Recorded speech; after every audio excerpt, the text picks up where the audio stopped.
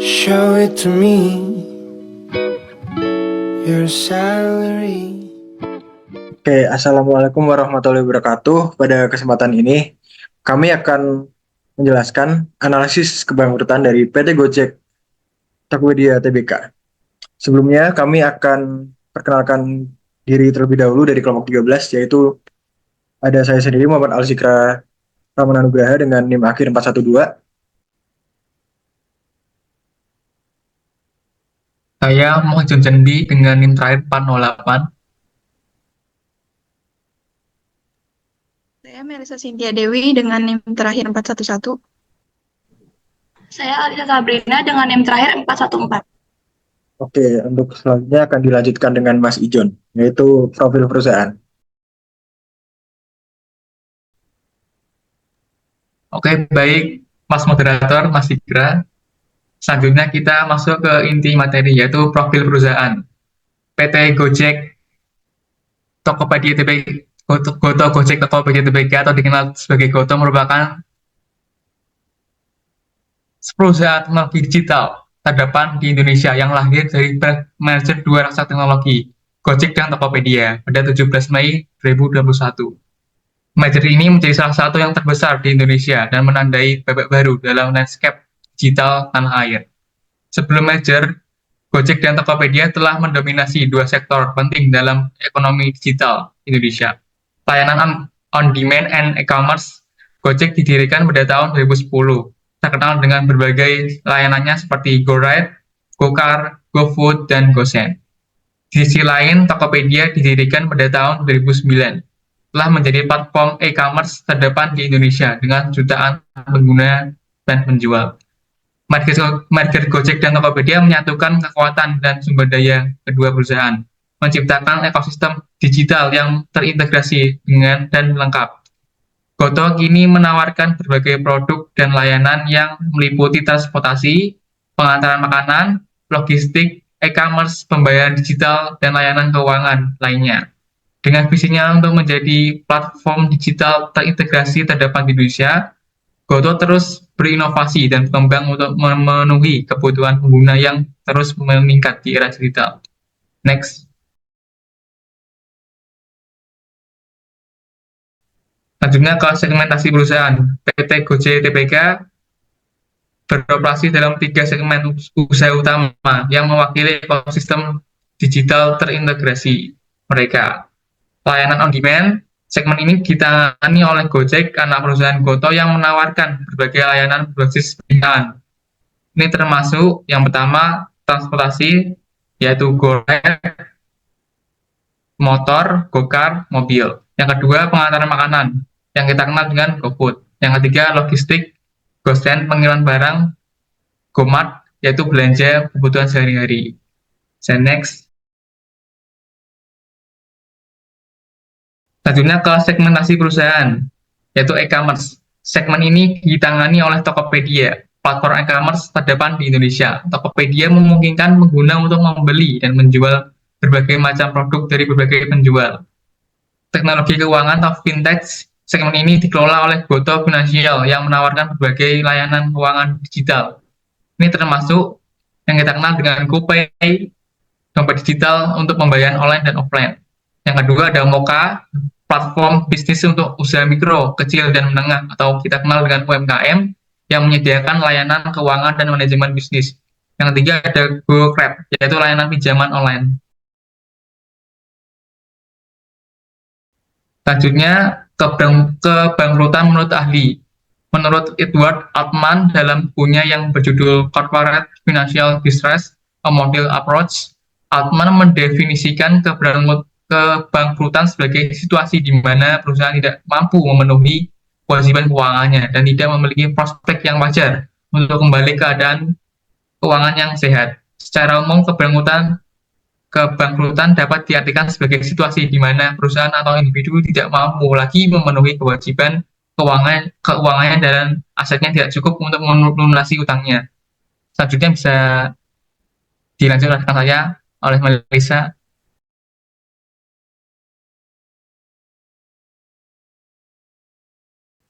Selanjutnya ada definisi analisis multivariate. Analisis multivariat dalam analisis kebangkrutan adalah teknik statistik yang menggunakan beberapa variabel secara bersamaan untuk memprediksi kemungkinan kebangkrutan perusahaan.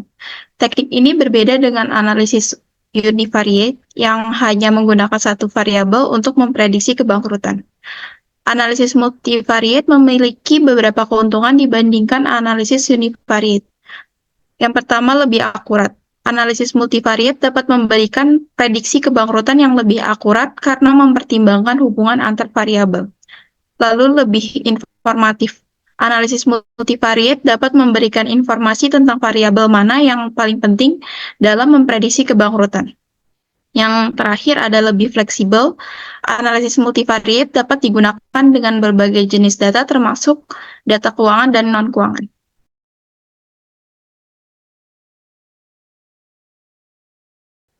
Yang selanjutnya ada Altman Z-score. Metode Z-score Altman adalah skor yang ditentukan dari hitungan standar kali nisbah keuangan yang akan menunjukkan tingkat kemungkinan kebangkrutan perusahaan. Analisis Z-score mempunyai fungsi untuk mengetahui adanya sehat atau tidaknya keuangan perusahaan. Analisis Z-score dapat digunakan untuk mengetahui prospek perusahaan di masa yang akan datang. Semakin besar nilai Z, maka semakin besar jaminan akan kelangsungan hidup perusahaan dan resiko kegagalan akan semakin berkurang. Untuk menghitung nilai Z, terlebih dahulu harus menghitung 5 jenis rasio keuangan, yaitu modal kerja terhadap total aktiva, yaitu X1, laba ditahan terhadap total aktiva, atau X2, laba sebelum bunga dan pajak terhadap total aktiva, X3, nilai pasar modal sendiri terhadap total hitung hutang, X4, penjualan terhadap total aktiva, X5.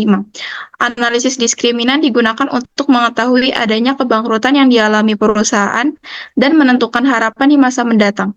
Analisis Z-score untuk menilai bagaimana perusahaan di saat sekarang dan mendatang. Analisis Z-score merupakan suatu persamaan yang dapat memprediksi tingkat kebangkrutan atau tingkat kesehatan perusahaan.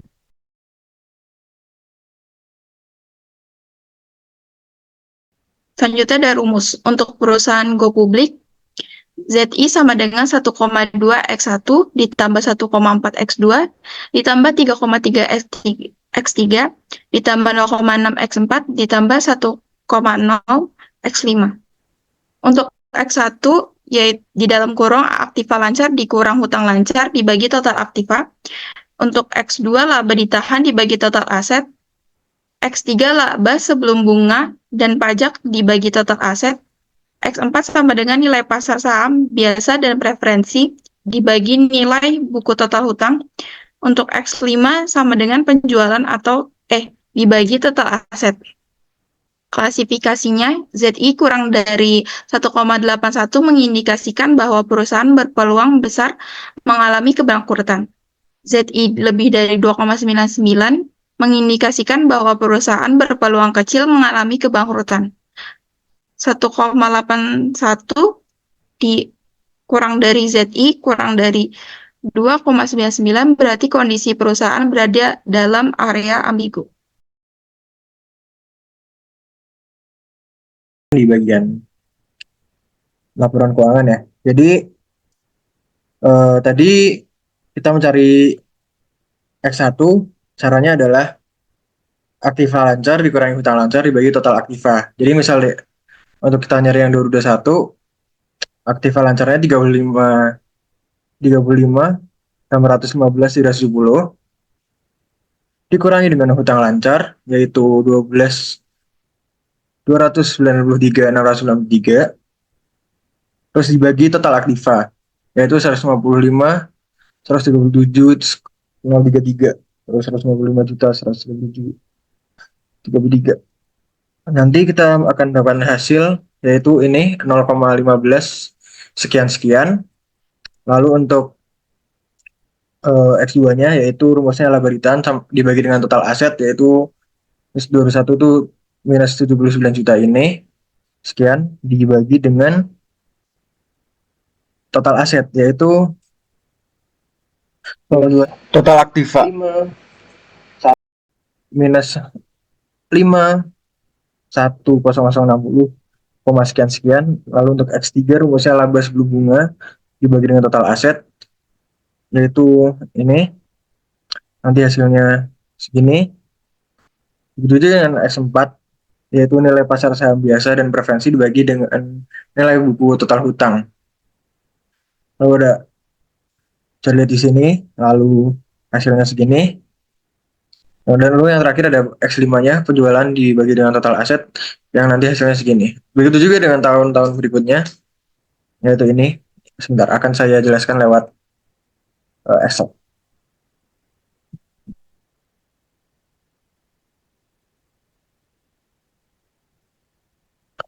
Seperti ini ya, teman-teman. Jadi, misal kita nyari X1 di tahun 2021, yaitu ini, aktiva lancar, dikurangi dengan hutang lancar, dibagi dengan total aktiva. Hasilnya dapat dilihat seperti di sini.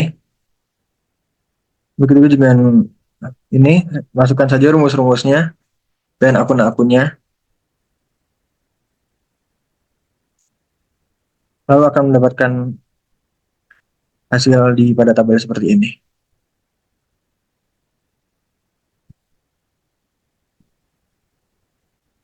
Nah, setelah kita mengetahui X1 sampai X5-nya, kita dapat menghitung angka ZI dengan rumus ini ya teman-teman. ZI sama dengan 1,2 X1 ditambah 1,4 X2 ditambah 3,3 X3 ditambah 0,6 X4 ditambah dengan 1,0 X5.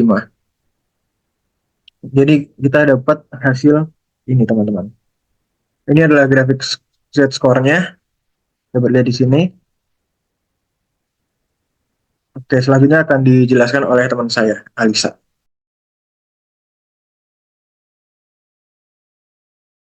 Baik, selanjutnya untuk analisis dari hasil perhitungan tadi, berdasarkan hasil hitungan koefisien Z-score untuk perusahaan PT Goto Gojek Tokopedia Tbk, pada tabel dapat diketahui bahwa keadaan keuangan perusahaan pada tahun 2021 berada dalam kategori zona distress karena nilai ZI yaitu 0, yang berarti ZI kurang dari 1,81, sehingga dapat diartikan dan dapat diidentifikasi bahwa perusahaan berpeluang besar mengalami kebangkrutan pada tahun tersebut. Pada tahun 2022, keadaan keuangan perusahaan tetap berada pada zona yang sama, yaitu dengan nilai Z-score 0. Pada tahun 2002, ini juga perusahaan berada dalam kategori distress karena nilai ZI yang kurang dari 1,81, sehingga peluang kebangkrutan pada tahun 2022 juga besar. Namun, pada tahun 2023, PT Goto Gojek Tokopedia Tbk mengalami kenaikan. ZI menyentuh nilai 1, yang berarti masuk dalam indikasi area yang ambigu dalam mengalami kebangkrutan atau tidak. Karena ZI lebih besar dari 1,8. ZI kurang 1,81 ZI dan lebih kurang dari 2,99, sehingga dapat diartikan dan dapat diidentifikasi bahwa perusahaan masih memiliki peluang untuk mengalami kebangkrutan. Dari angka tersebut dapat disimpulkan bahwa perusahaan berada dalam kategori ambigu karena terdapat kenaikan pada 1 tahun terakhir, namun nilai tersebut masih belum cukup untuk dikatakan aman dari kebangkrutan, yaitu nilai 1,81 lebih kurang dari ZI kurang dari 2,99, sehingga dapat diartikan serta diidentifikasi bahwa masih berpeluang untuk mengalami kebangkrutan ataupun tidak.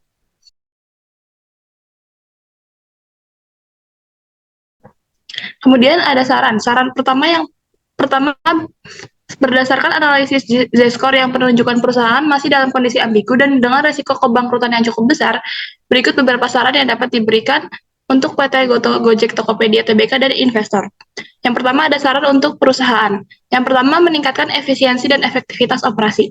Perusahaan perlu fokus pada pengurangan biaya dan meningkatkan efisiensi operasional. Hal ini dapat dilakukan dengan cara mengoptimalkan struktur organisasi, menegosiasikan ulang kontrak dengan vendor, dan menerapkan teknologi baru yang dapat meningkatkan produktivitas. Yang kedua, memperkuat strategi pertumbuhan perusahaan. Perusahaan perlu mengembangkan strategi yang jelas untuk mendorong pertumbuhan pendapatan dan meningkatkan profitabilitas. Hal ini dapat dilakukan dengan cara mengembangkan produk dan layanan baru, memperluas pasar ke wilayah baru, dan menjalin kemitraan strategis. Saran yang berikutnya adalah memperbaiki manajemen risiko. Perusahaan perlu memperkuat sistem manajemen risikonya untuk mengidentifikasi, menilai, dan memitigasi risiko yang dihadapi. Hal ini dapat dilakukan dengan cara mengembangkan kebijakan manajemen risiko yang komprehensif, meningkatkan pelatihan karyawan tentang manajemen risiko, dan menggunakan teknologi untuk memantau dan mengelola risiko. Kemudian saran yang terakhir adalah meningkatkan transparansi dan komunikasi. Perusahaan perlu meningkatkan transparansi dan komunikasi dengan investor dan publik. Hal ini dapat dilakukan dengan cara menerbitkan laporan keuangan dan informasi keuangan lainnya secara tepat waktu dan akurat, mengadakan rapat investor secara berkala, dan menanggapi pertanyaan investor dengan cepat dan profesional. Next. Selanjutnya ada saran untuk investor. Saran yang pertama adalah melakukan analisis fundamental yang menyeluruh. Investor perlu melakukan analisis fundamental yang menyeluruh terhadap PT Goto Gojek Tokopedia Tbk sebelum mengambil keputusan investasi. Hal ini meliputi analisis laporan keuangan, analisis industri, dan analisis prospek pertumbuhan perusahaan. Saran yang berikutnya adalah mempertimbangkan profil risiko. Investor perlu mempertimbangkan profil risiko mereka sebelum berinvestasi di PT Goto Gojek Tokopedia Tbk. Perusahaan ini masih dalam tahap awal pengembangan dan memiliki resiko kebangkrutan yang cukup besar.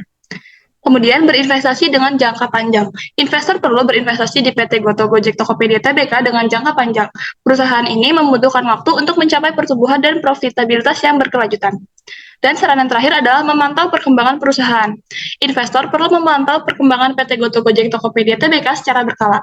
Hal ini dapat dilakukan dengan cara membaca berita dan laporan tentang perusahaan, menghadiri rapat investor, dan berkomunikasi dengan manajemen perusahaan. Oke, jadi yang terakhir ada kesimpulan. Jadi kesimpulannya adalah PT Goto Gojek Tokopedia Tbk pada tahun 2001 hingga 2022 cenderung mengalami penurunan. Pada tahun 2021 ke 2022 mengalami penurunan di mana ZI skornya tetap berada di nilai 0. Namun pada tahun 2003 terjadi kenaikan ZI skor senilai 1,0. Hal ini menunjukkan bahwa kinerja perusahaan cukup baik dikarenakan perusahaan mampu memulihkan kondisi laporan keuangan dari tahun 2021 sampai dengan tahun 2023. Walaupun dengan nilai tersebut masih dikatakan ambigu. Dengan adanya situasi seperti ini, perusahaan harus pandai dalam mengambil langkah atau keputusan dan mengantisipasi masalah yang telah terjadi. PT Goto Gojek Tokopedia Tbk juga harus mampu mengambil risiko untuk dapat memulihkan keadaan perusahaan. Berdasarkan data yang ada di PT Gojek Tokopedia Tbk, daripada kondisi ambigu, di mana dalam kondisi ini memiliki arti bahwa perusahaan masih berisiko besar dalam mengalami kebangkrutan maupun tidak. Oke, sekian dari presentasi yang kami bisa presentasikan. Jika ada kesalahan, mohon dimaafkan. Wassalamualaikum warahmatullahi wabarakatuh.